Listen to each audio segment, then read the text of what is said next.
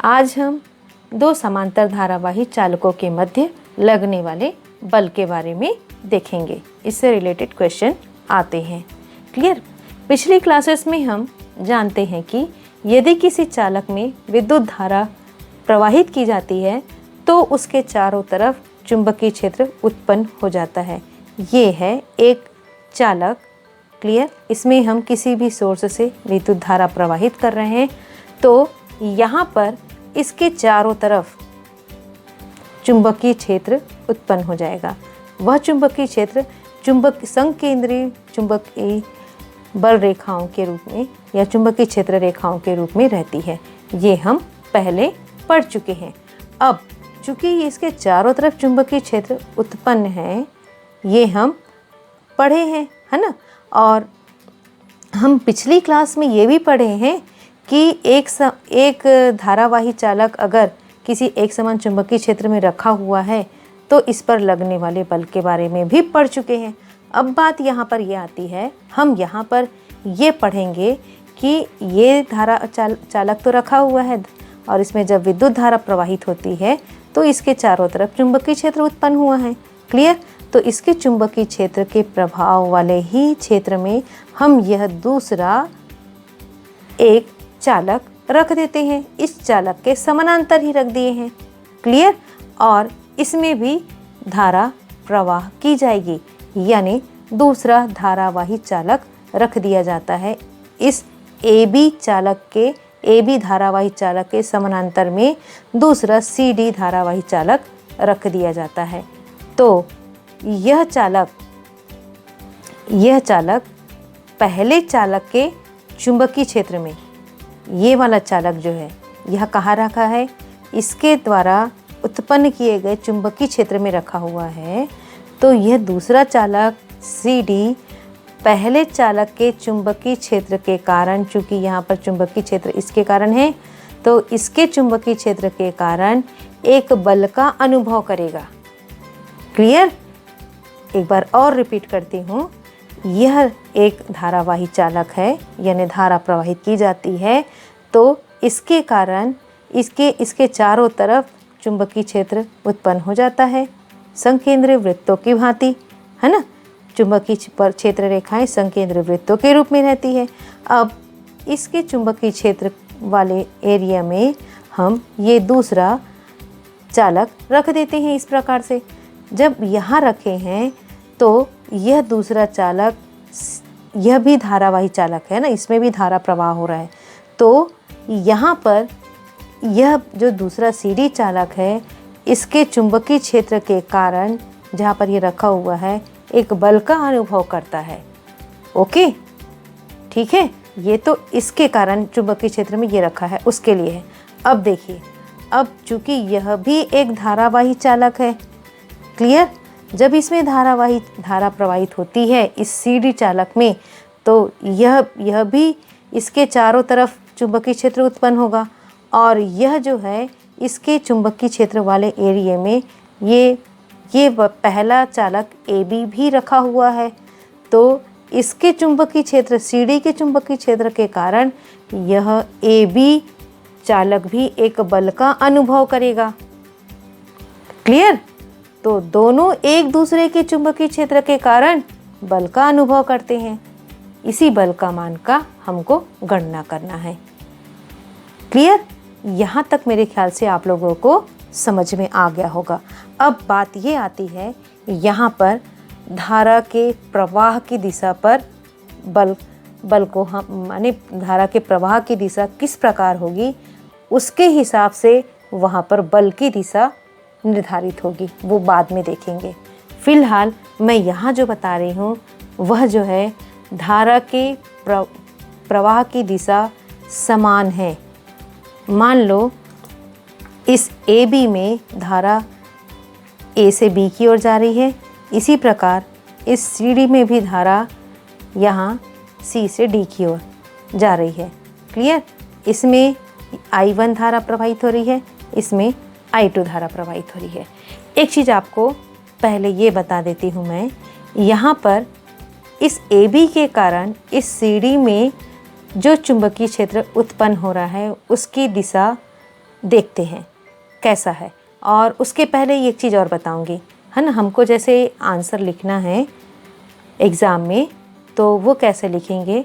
माना कि A B और सी डी दो चालक हैं, ठीक है, इनकी लंबाई स्मॉल एल है और एक दूसरे से स्मॉल डी दूरी पर वायु या निर्वात में एक दूसरे के समानांतर रखी हुई है। तो दोनों के बीच का जो डिस्टेंस है वह स्मॉल डी के रूप में है। क्लियर।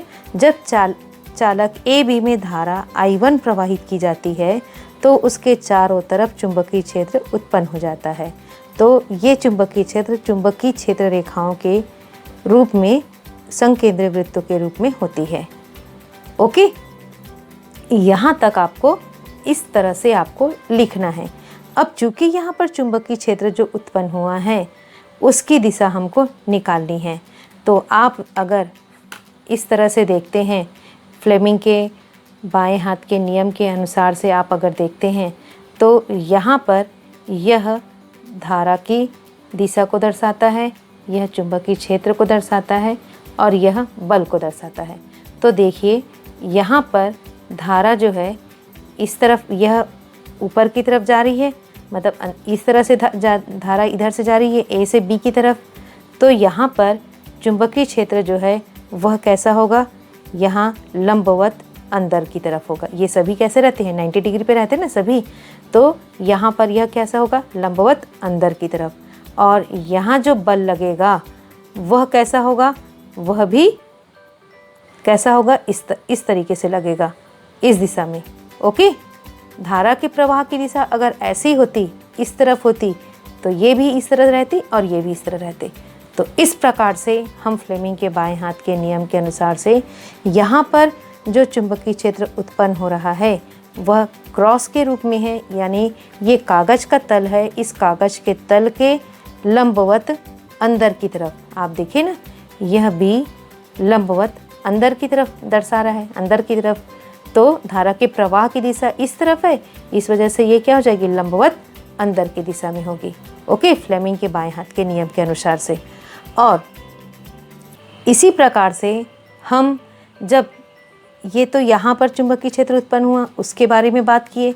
जब इसमें धारा प्रवाहित होती है तो यहाँ पर जो बल उत्पन्न होता है और यानी चुंबकीय क्षेत्र उत्पन्न होता है, तो उस चुंबकीय क्षेत्र के बारे में अगर देखें तो आप देखिएगा यहाँ पर भी धारा के प्रवाह की दिशा आप यहाँ पर देखिएगा। फ्लेमिंग के बाएं हाथ के नियम के अनुसार से अगर हम देखते हैं, इस चालक के लिए अगर देखें तो यहाँ पर भी क्या होगा कि इसमें धारा की प्रवाह की दिशा इस तरफ है, तो यहाँ पर चुंबकीय क्षेत्र क्या होगा, लंबवत, इस चालक के लंबवत बाहर की तरफ होगी। अगर इसके लिए देखें तो लंबवत बाहर की तरफ, मतलब इस साइड में होगी, इस तरफ। तो इस प्रकार से यहाँ पर हम तो इधर जो यहाँ पर ये डॉट है, यानी कि यहाँ पर बी की वैल्यू, बी की दिशा जो है कागज के तल के लंबवत बाहर की तरफ रहेगी। तो इस प्रकार से यहाँ पर हम इस चीज़ को दर्शाएंगे और इसके कारण जो बल की दिशा होगी वो इस तरफ होगी और इसके कारण जो बल की दिशा होगी वो इस तरफ होगी, इस प्रकार से। तो डॉट और क्रॉस के बारे में आप लोग समझ गए होंगे। क्लियर। तो चलिए फिर हम आगे बढ़ते हैं। इसमें देख लीजिए, इस प्रकार से हमको लिखना है, फिर हम आगे बढ़ते हैं। ओके, अभी हम कहाँ तक पहुँचे हैं, धारा ए बी में धारा I1 प्रवाहित किए हैं और उसके चारों तरफ चुंबकीय क्षेत्र उत्पन्न हुआ है। ठीक है, तो हमको इस बी का मान निकालना पड़ेगा और वो हम कहाँ से निकालेंगे, बायो-सैवर्ट का जो नियम का जो अनुप्रयोग है वहाँ से हम निकालेंगे। वहाँ जो पहला अनुप्रयोग है, सीधे धारावाही चालक के कारण चुंबकीय क्षेत्र की तीव्रता का मान निकालना, वहीं से हम निकालेंगे। तो हम यहाँ पर ये कह सकते हैं कि चालक ए बी से स्मॉल डी दूरी पर चुंबकीय क्षेत्र की तीव्रता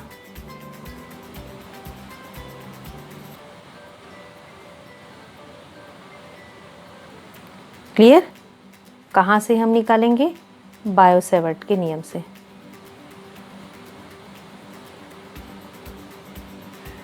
अनुप्रयोग है, मतलब हम नियम ही कह सकते हैं, है ना?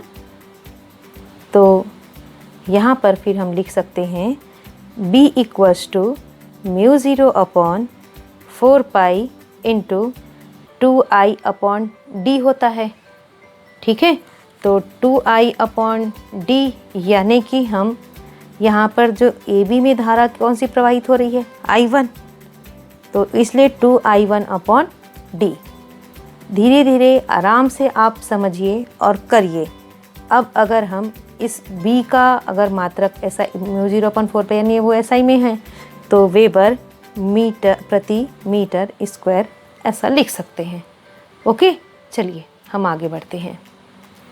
आप यह मात्रक अगर नहीं लिखेंगे तो भी चलेगा, मैंने प्लस पॉइंट जानकारी के लिए यहाँ लिख दिया है।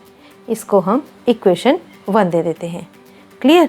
अब इसकी अगर हम दिशा बताना चाहें, दाहिने हाथ के नियम के अनुसार से अगर बताएं, जो भी है दाहिने हाथ के नियम के अनुसार से अगर बताते हैं, तो दाहिने हाथ के नियम के अनुसार से अगर आप देखते हैं तो धारा ये है, तो चुंबकीय क्षेत्र की दिशा आप ये देखते हैं। तो इस तरह से ये क्या हुआ, आप देखिए इस तरह से। तो यहाँ से ये अगर दाहिने हाथ का नियम या जो भी नियम है आप उसके ज़रिए से आप देख सकते हैं, तो आप ये कह सकते हैं कागज़ के तल के अभिलंबवत नीचे की ओर है। ऐसा हम यहाँ पर इसकी दिशा को बता सकते हैं। B की दिशा कागज़ के तल के अभिलंबवत, बहुत सारे नियम हैं, है ना, चुंबकीय क्षेत्र की दिशा निकालने के। आप किसी भी एक का फॉलो करके आप बता सकते हैं, और मैंने अभी आपको बताया भी नीचे की ओर। ओके, आगे फिर चलते हैं हम। अब इस चुंबकीय क्षेत्र में कौन सा चुंबकीय क्षेत्र B, ठीक है, किसके कारण है? AB चालक से D दूरी पर उत्पन्न चुंबकीय क्षेत्र। क्लियर? ओके, चुंबकीय क्षेत्र पर दूसरा चालक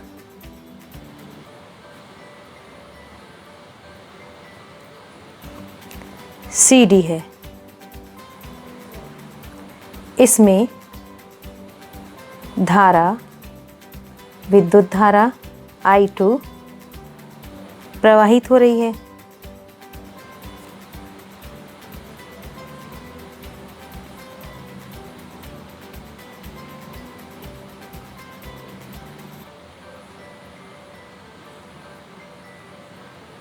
ठीक है, और हमने इस चालक की लंबाई क्या लिए हैं?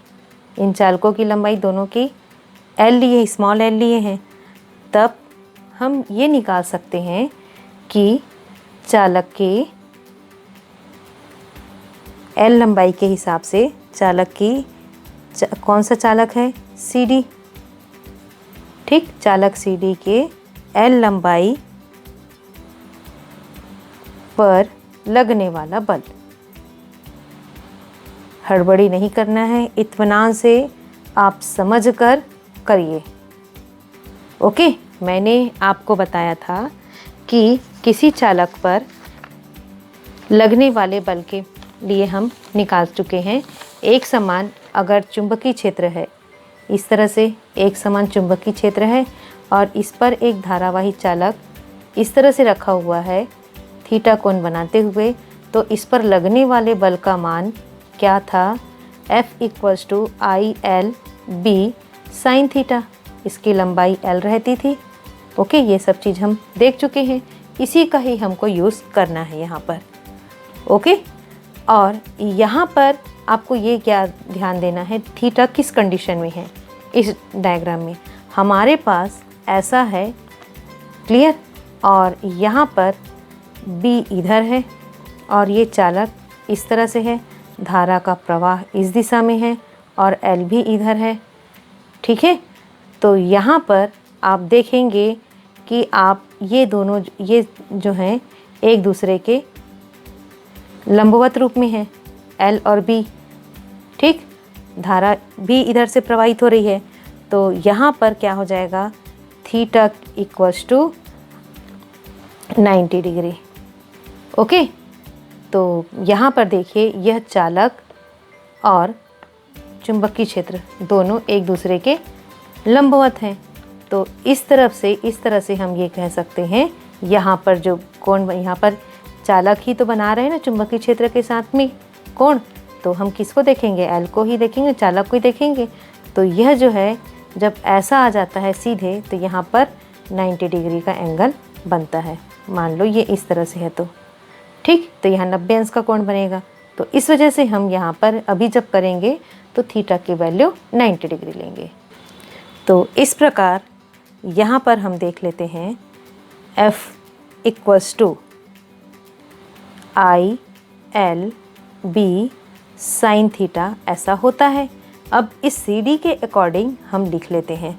इसमें धारा CD चालक पर धारा I2 प्रवाहित हो रही है, लंबाई तो L है, B ये है, और थीटा इक्वल्स टू 90 डिग्री, और साइन 90 की वैल्यू आपकी 1 हो जाएगी। तो यहाँ पर sine 90, therefore F equals to आपको मिल जाएगा यहाँ पर I2 L B, यह मान हमको मिल गया। अब हम यहाँ पर चूँकि हमको बल का मान निकालना है, तो हम इक्वेशन 1 से हम यहाँ पर बल B की वैल्यू रख देते हैं।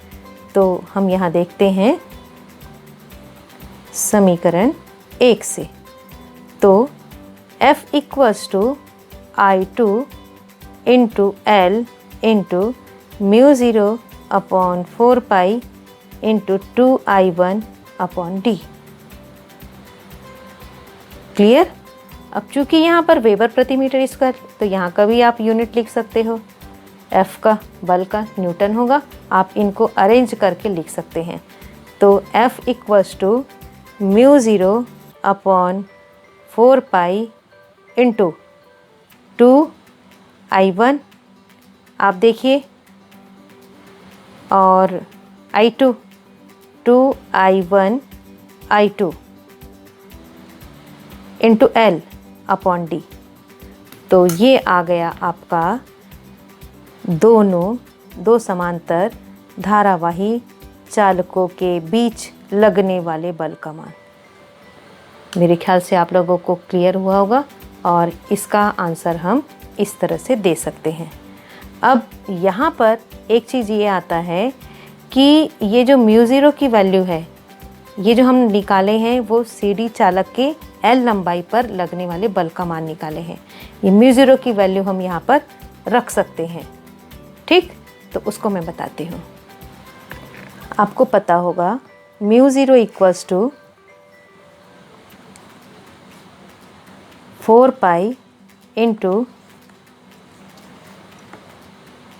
10⁻⁻7 टेस्ला मीटर प्रति एम्पियर ये होता है। इस वैल्यू को हम यहाँ पर रख देते हैं। क्या था हमारा इक्वेशन? हमारे पास इक्वेशन था F equals to mu 0 upon 4 pi into 2I1 into I2 into L upon D, newton था। इस वैल्यू को रख देते हैं यदि यहाँ पर, तो 4 pi into 10⁻⁻7 upon 4 pi cancel, 2I1 I2 upon D into L Newton. Okay, अब जो बच जाता है आप इसको अरेंज करके लिख लीजिए। 10⁻⁻7 into 2I1 I2 upon D into L Newton. ये आपका आया चालक की, धारावाही चालक जो CD है उसकी L लंबाई पर लगने वाला बल। ओके, किसके कारण लगने वाला बल है ये? जब AB में धारा प्रवाहित की जाती है और CD उसके चुंबकीय क्षेत्र में रखा जाता है ना। तो उस CD पर लगने वाले बल का मान है ना, AB के चुंबकीय क्षेत्र के कारण CD पर बल का अनुभव होता है, यही बल है। इस बात को आपको याद रखना है। ये जो बल का मान है वह CD पर लगने वाला बल है। किसके कारण? AB के कारण। आप लिख भी सकते हो, AB के धारावाही चालक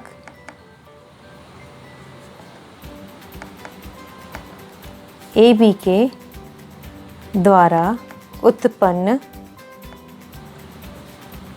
चुंबकीय क्षेत्र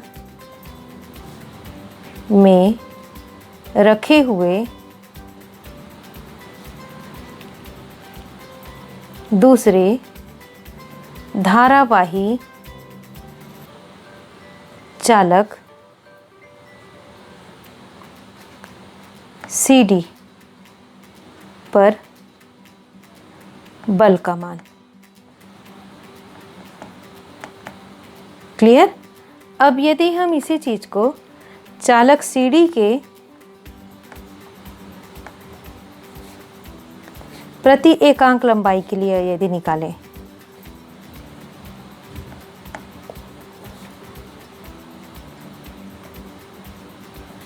लंबाई पर इस बल का मान निकालें, तो बस हम यहाँ पर L से डिवाइड कर देंगे प्रति एकांक लंबाई। तो 10⁻⁻7 into 2I1 I2 into L upon D upon L।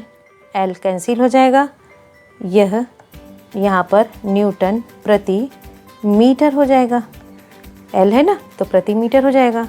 अब यहाँ पर F upon L equals to 10⁻⁻7 into 2I1 I2 upon D newton प्रति मीटर, ये हो गया। और यही हमको ये दूसरे फॉर्म में हम दोनों चालकों के बीच में लगने वाले बल का मान हम निकाल सकते हैं। ठीक है, इसी प्रकार से हम इसी चीज़ को हमने कहा ना, अभी तो हम केवल एक ही के लिए निकाले, AB के धारावाही चालक AB के द्वारा उत्पन्न चुंबकीय क्षेत्र में रखे हुए दूसरे धारावाही चालक CD पर बल का मान निकाले। सेम वैसे ही धारावाही चालक CD के द्वारा उत्पन्न चुंबकीय क्षेत्र में रखे हुए दूसरे धारावाही चालक AB पर बल का भी मान कितना होगा, वही होगा। ठीक है, तो मैं आपको यहाँ पर लिख कर बता देती हूँ, तो कोई कंफ्यूजन नहीं रहेगा। धारावाही चालक CD के द्वारा उत्पन्न चुंबकीय क्षेत्र में रखे हुए, अब पहला चालक हो जाएगा वो, पहले धारावाही चालक AB पर बल का मान सेम होगा। क्लियर? क्या क्या होगा, जो जो हम निकाले हैं उस सारी चीज़ों को हम लिख देते हैं यहाँ पर। F इक्वल्स टू μ0 अपन निकालेंगे तो सेम जैसे अभी का प्रोसेस किए थे वैसे ही निकाल सकते हैं। L अपॉन D न्यूटन, एक ये आया था, दूसरा फॉर्मूला आपका ये आया था। μ0 की वैल्यू अगर रख देते थे तो 10⁻⁻7 into 2I1 I2 into L upon D Newton. Okay, और यदि इसी को ऐसा निकाल लें, चालक AB पर AB के प्रति एकांक लंबाई पर बल, तो यह इस प्रकार से आ जाएगा। F upon L equals to 10⁻⁻7 into 2I1 I2 upon D newton प्रति मीटर। ओके, यह जो है हम केवल जब धारा का प्रवाह एक समान था, एक ही तरफ था, उसके लिए हम निकाले हैं। देखिए अभी हम ये सारी चीज़ें यहाँ पर बल का मान इन दोनों के बीच निकाले जब दोनों चालकों में धारा की प्रवाह समान दिशा में है तब है। और जब यदि दो चालकों में धारा की दिशा समान है तो हम फ्लेमिंग के बाएं हाथ के नियम के अनुसार से हम इनके बल की दिशा भी हमने बताया और यहाँ पर चालक की दिशा भी हमने बताया। तो हम ये कह सकते हैं कि यहाँ पर कि फ्लेमिंग के बाएं हाथ के नियम के अनुसार ये कह सकते हैं कि AB चालक पर CD की दिशा में बल लगेगा। यानी कि हम ये कह सकते हैं कि जब धारा का प्रवाह समान दिशा में होता है तो दोनों चालक एक दूसरे को आकर्षित करते हैं, और जब धारा का प्रवाह विपरीत दिशा में होता है इस प्रकार से, तब उस कंडीशन में यहाँ पर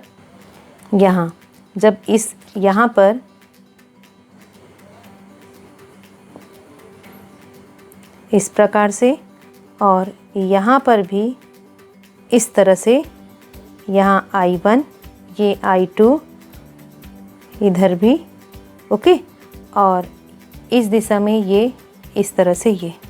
तो जब धारा का प्रवाह विपरीत दिशा में होता है तो ये एक दूसरे को प्रतिकर्षित करते हैं। आप डायग्राम से देख रहे हैं, क्लियर।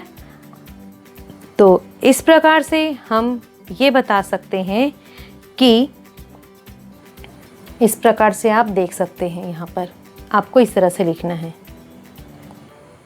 ओके, क्वेश्चन का आंसर अगर आप ये क्वेश्चन आता है और उसका आंसर आपको लिखना है तो ज़रूरी नहीं है कि आप यहाँ तक लिखें, है ना। आप इसी प्रकार करके आप यहाँ तक बता सकते हैं और यहाँ तक करके आप एंड कर सकते हैं, फिर आप लास्ट में ये बता सकते हैं। क्लियर। तो आप लोगों को शायद क्लियर हो गया होगा यहाँ तक, ठीक है। फाइनली आप ये याद रखिए कि यदि दो समांतर धारावाही चालकों में धाराएं विद्युत धारा समान दिशा में प्रवाहित हो रही है तो वे एक दूसरे को आकर्षित करते हैं, और अगर विपरीत दिशा में प्रवाहित हो रही है तो एक दूसरे को प्रतिकर्षित करते हैं, ठीक है। तो इस तरह से यहाँ पर हम इस चीज़ को समझने की कोशिश की और आशा करती हूँ कि आप लोगों को क्लियर हुआ होगा। ओके। जब आपको 1 एम्पियर की परिभाषा पूछी जाए तो उसका आंसर हम किस तरह से देंगे उसको देखते हैं, ठीक है। तो इसके लिए हम यहाँ पर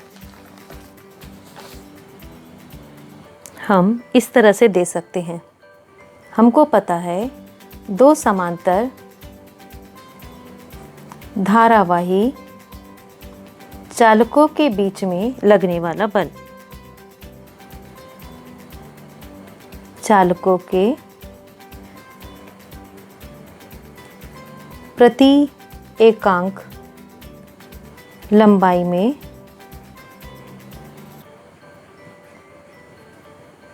पर लगने वाले बल का मान हम निकाल चुके हैं, यानी F/L के रूप में हम निकाले हैं, ठीक है। तो ये मान हमारे पास था μ0/4 pi into 2I1 into I2 upon D के फॉर्म में था, क्लियर। अब यह जो है क्या था, न्यूटन प्रति मीटर इस बल का मान, ओके। अब मतलब आप ये देखिए इस प्रकार से, यह AB है, इसमें धारा I1 प्रवाहित हो रही है, यह CD है, इसमें धारा I2 प्रवाहित हो रही है। यदि I1 की वैल्यू 1 एम्पियर, I2 की वैल्यू भी 1 एम्पियर, दोनों के बीच में जो डिस्टेंस है वह भी D की वैल्यू हम 1 मीटर ले लें, और इनकी जो लेंथ है उसको भी यदि हम 1 मीटर ले लें तो यहाँ पर फिर हम इनकी सारे की वैल्यू रख देते हैं, और μ0 = 4 pi into 10⁻⁻7 tesla metre inverse, ठीक है। और यहाँ पर बाकी मान को आप बता दीजिए। यदि I1 = I2 equals to 1 ampere और D इक्वल्स टू 1 मीटर, सभी को ऐसा ही सिस्टम में रख दिए है ना, म्यू 0.4 पाई है ही इस वजह से, और L इक्वल्स टू भी 1 मीटर। तो हम इस इक्वेशन से देखते हैं कि F upon L equals to हमारे पास क्या वैल्यू आती है। इसको हम एक प्रकार से F ही कह सकते हैं, क्लियर, या आप F डैश ही कह सकते हो अगर इसमें थोड़ा सा कन्फ्यूज़न हो रहा है तो आप यहाँ पर इन वैल्यू को भी रख दीजिए। तो 10 टू द पावर -7 आएगा, 4 पाई कैंसिल हो जाएगा, into 2 into 1 into 1 upon 1।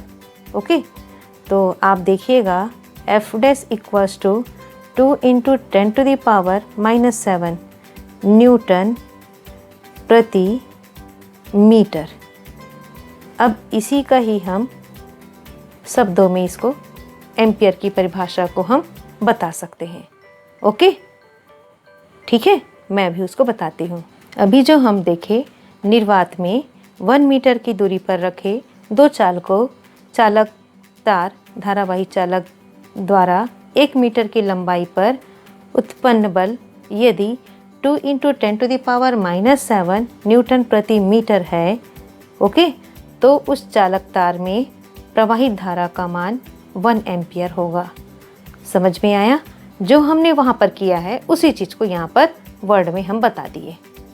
Clear? ये हो गई 1 एम्पियर की परिभाषा। फिर से देख लीजिए, वायु या निर्वात में 1 मीटर की दूरी यानी D इक्वल्स टू 1 मीटर पर रखे दो धारावाही चालक द्वारा 1 मीटर की लंबाई पर उत्पन्न बल यदि 2 into 10 to the power -7 newton प्रति मीटर है, तो तार में प्रवाहित धारा का मान 1 एम्पियर होगा।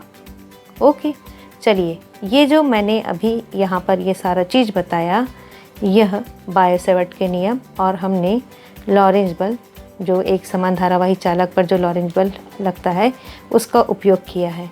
और ये सारा चीज़ को एम्पियर ने इन दोनों को मिलाकर यह गणना पूरी की है, इसलिए इसको एम्पियर का नियम भी कह सकते हैं।